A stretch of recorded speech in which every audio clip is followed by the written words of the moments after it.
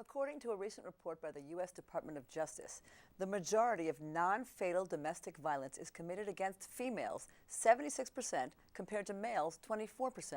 Find out more about this growing problem next on Connecting Our Community.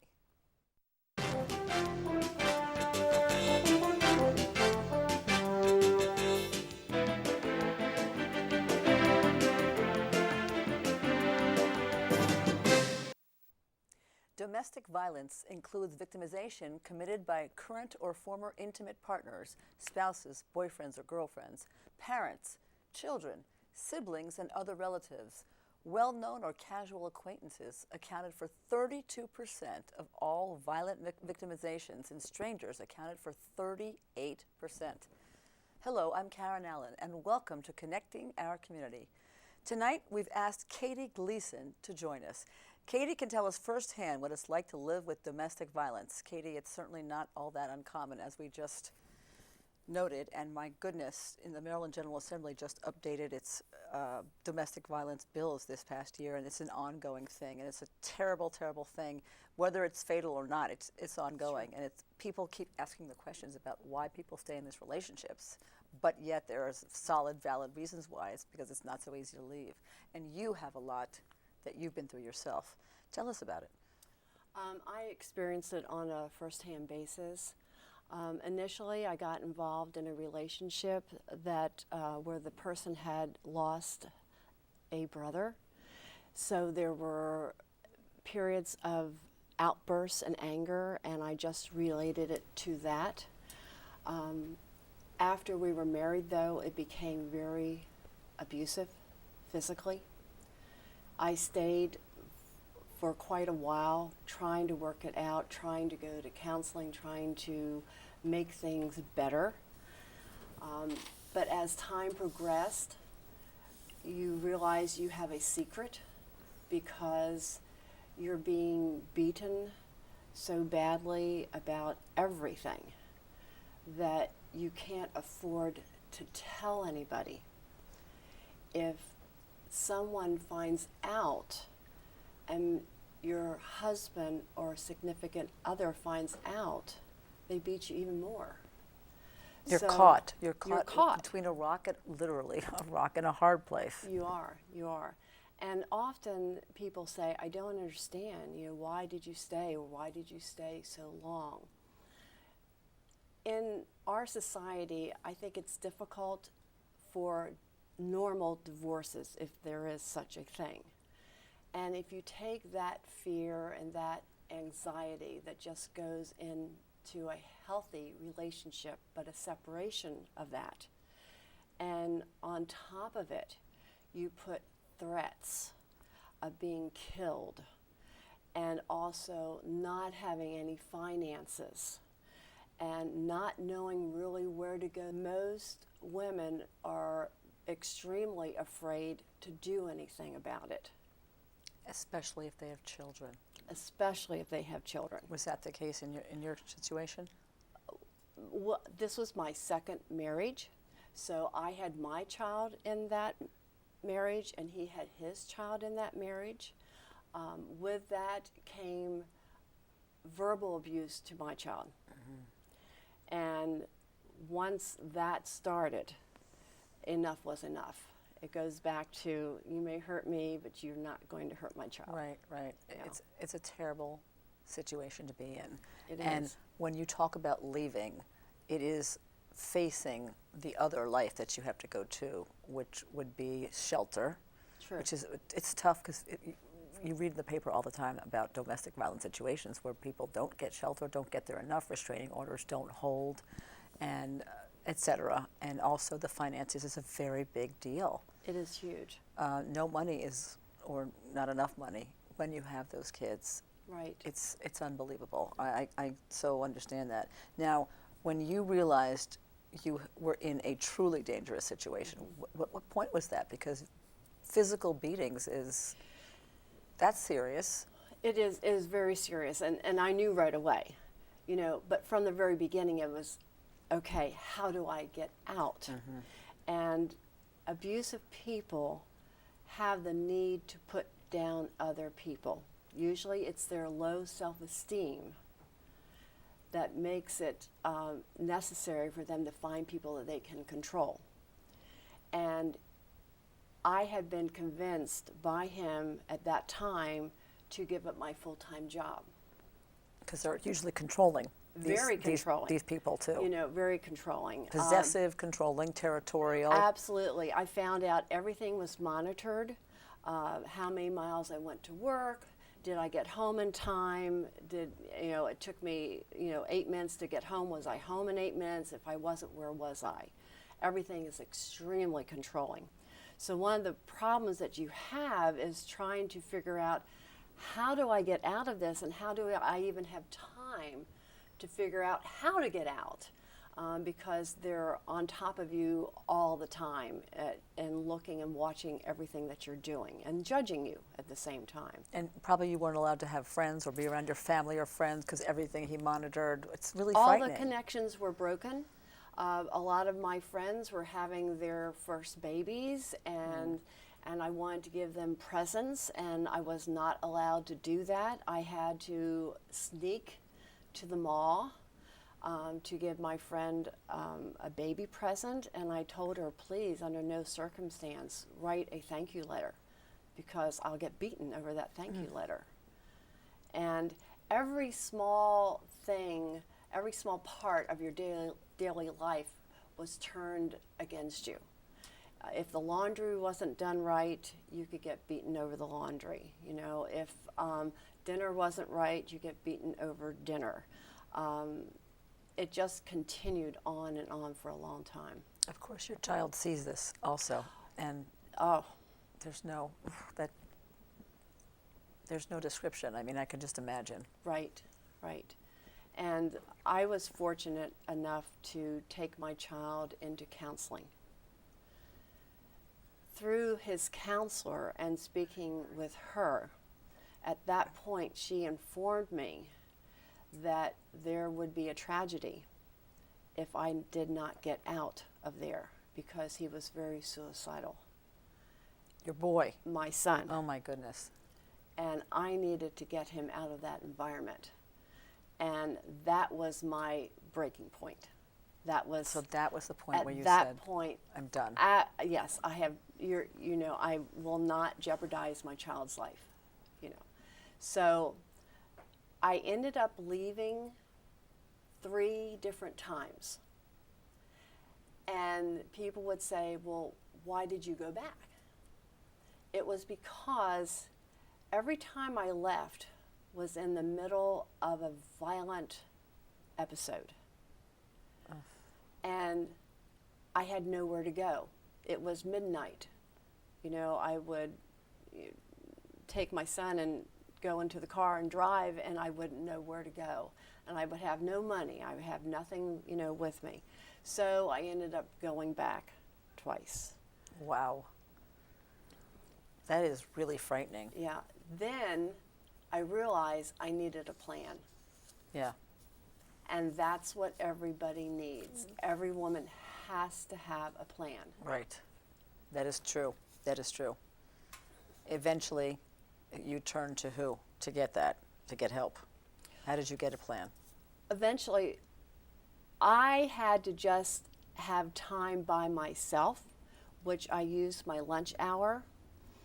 I mentioned it to my parents, but they were in another state, and they were scared and didn't know what to do. Plus, they were older parents, so they felt like they couldn't help. They didn't know what to do. So I had to really just think for myself and put a plan together and learn to trust one person, learn to realize I had to break the silence. Right. Because I couldn't do it by myself. And then once I learned to do that, then I realized I needed to find a place to live. I needed to get my finances together. At the time that I had given up my job, I went back and I begged for my job back, because I don't know how I could have gotten out as quickly as I did if I didn't have it. And what do you do for a living? What was your job at the time, at least? I work in recreation. Wow. Okay. So I just had to have all the pieces fall into place. Yeah. But I had to have time to sit down Yeah. and think about what I needed to do. At least there are resources, and there, nowadays that you can. There's the Family Justice Center. There's the National Domestic Violence Hotline. We will be Yes. giving you these resources, by the way, before the end of the show. And there are things even that you have developed that we will be talking about in the second half of the show Okay, thank you. that will be able to help people. And there's the House of Roof. There are shelters. There are. There are places that you can develop plans. There's Jekeda, the Jewish Coalition Against Domestic Violence. There are places to go to. I wish you had been able to reach out to some of Me those too. people, because there are certainly plenty of them. It's just that you still need a plan. You But do. luckily, there are places that can help you find a plan, thank goodness. Yes. So we're going to take a break. Okay. When we come back, we are going to talk with Katie Gleason and give you some resources, because you should never have to worry. There's always someone there to help, and you should never have to suffer with this kind of thing. So don't go away. We'll be right back.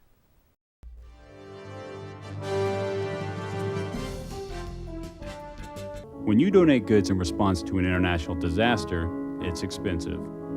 They have to cross the sea, pass through customs, be inspected, sorted, then finally delivered. And often they arrive too late to help, making your good intentions feel a little empty.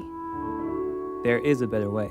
Cash donations are fast, simple, and allow professional relief workers to purchase supplies close at hand. Cash is best. Learn more at CIDI.org. It's our duty to serve veterans and military families who serve their country in the most difficult ways imaginable. Together, we can say thank you in so many ways. Small acts of kindness mean more than anything. With our support, veterans and military families can face even the most difficult challenges. Let's honor their service with ours.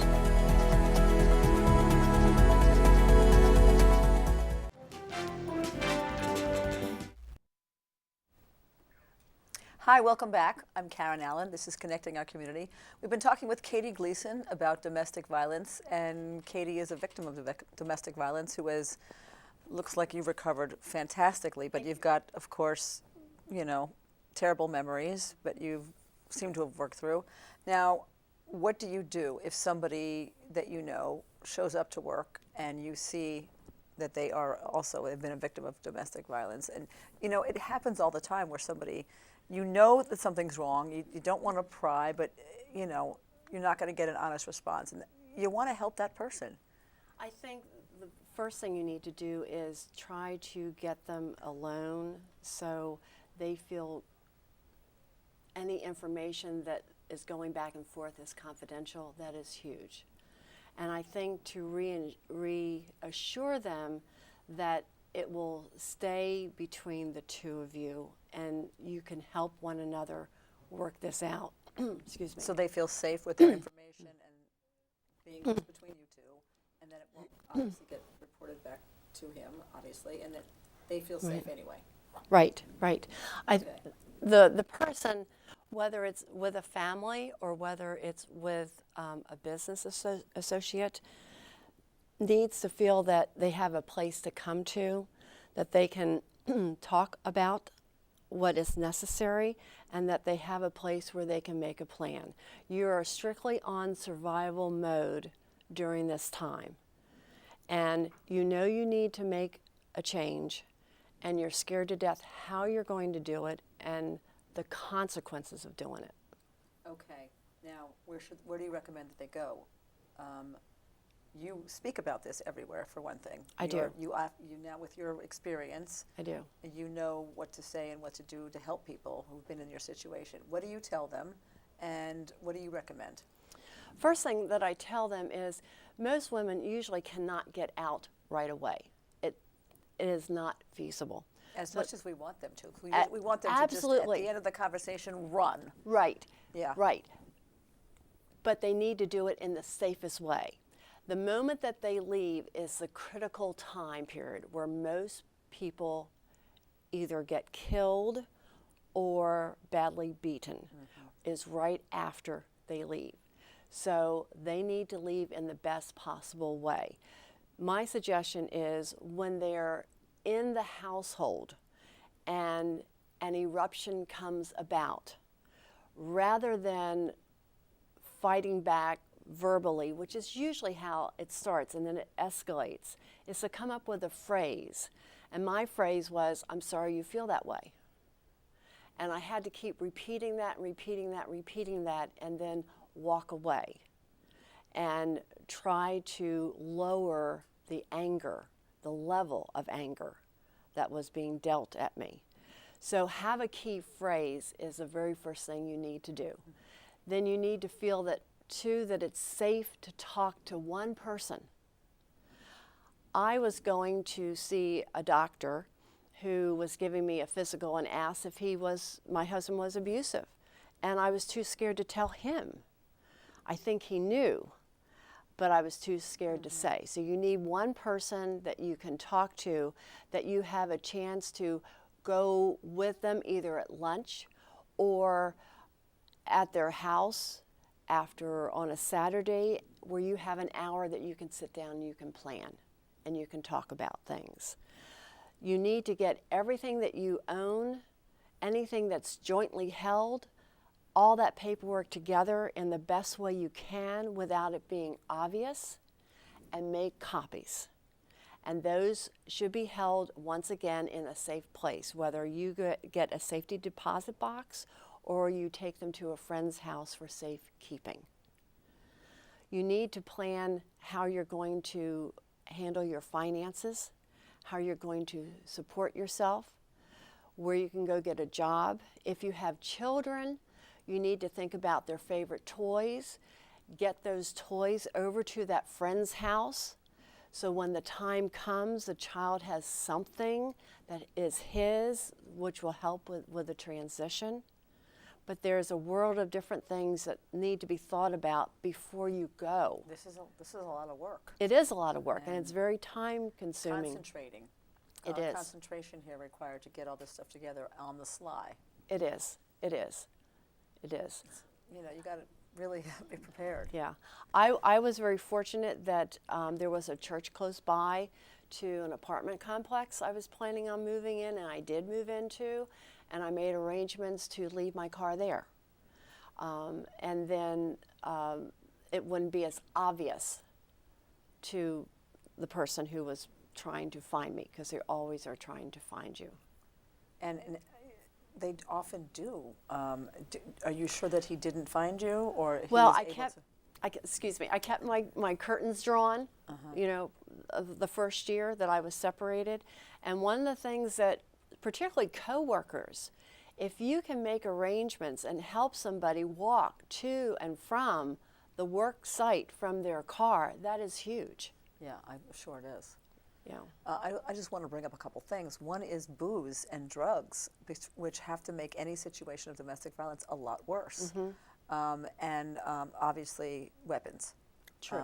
Because we read, I don't want to be just a headliner, but we're reading the paper about all these times where it gets to the point of, true, whatever it is, what weapon of choice, and if they're on drugs or booze, and that always tends to make it 100 times worse, because whether you walk with them or not, you're both, That's true. under.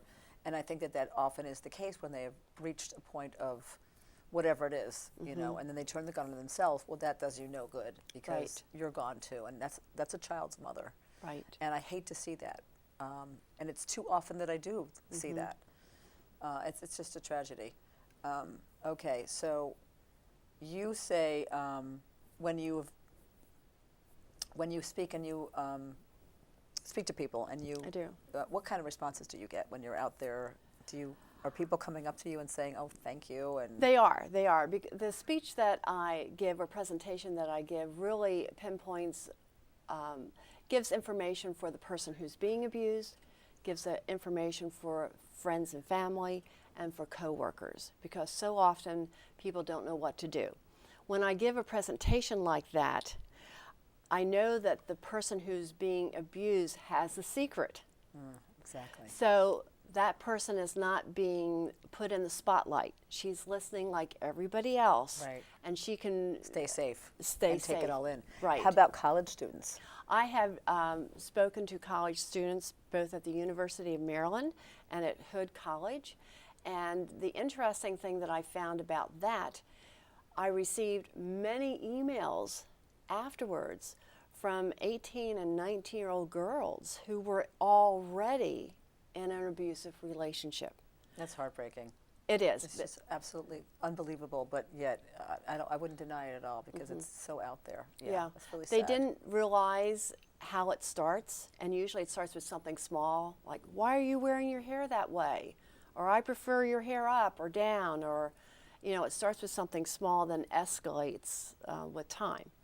And It's subtle. it's very subtle at first, extremely subtle. You just wonder sometimes, where are these controlling people coming from? Just where does this come from? And out of where? I mean, it's just, where is this coming from? This controlling behavior. I don't that turns know. Abusive. But I do know the woman needs to understand she's not the one in the wrong, Yeah. you know? And we do blame ourselves. Yes, we for do. all for lots of things. It's We so do. true. What about the clothing labels? Is that one of your projects?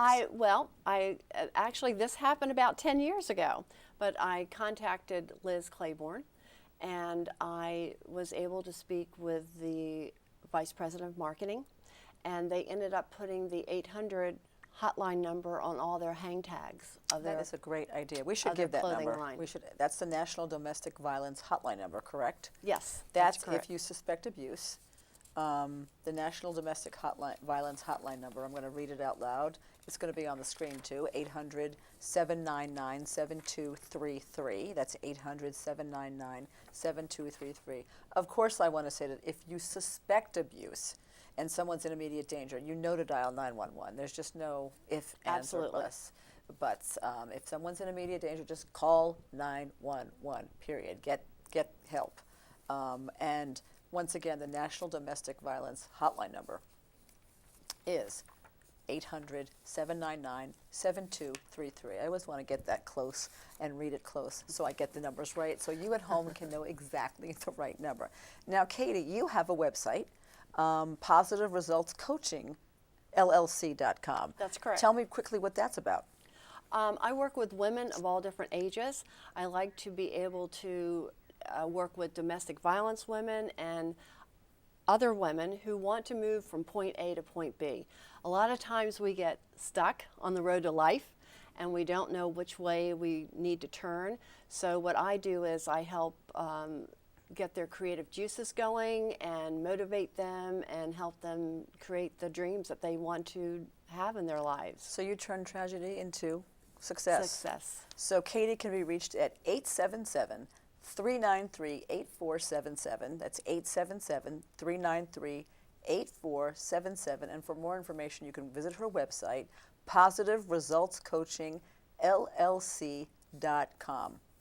And once again, I just want to remind everybody, the National Domestic Violence Hotline. Once again, 800-799-7233. You can't probably hear that often enough. And there's plenty of places in Montgomery County as well. There's Jacada and there's the Family Justice Center. You can Google all of these things. And once again, and before we say goodbye, I want to say thank you to Katie Gleason. Thank you so much. And you can go on to the Connecting Our Community blog on the mymcmedia.org website. That's mymcmedia.org. There's lots of stuff on that website, including the Connecting Our Community, which is this show, the blog. So I think we've covered it all. I think we Thank have. you Thank so you. much for watching, and we'll see you next time for another Connecting Our Community. I'm Karen Allen. We'll see you next time. Bye-bye.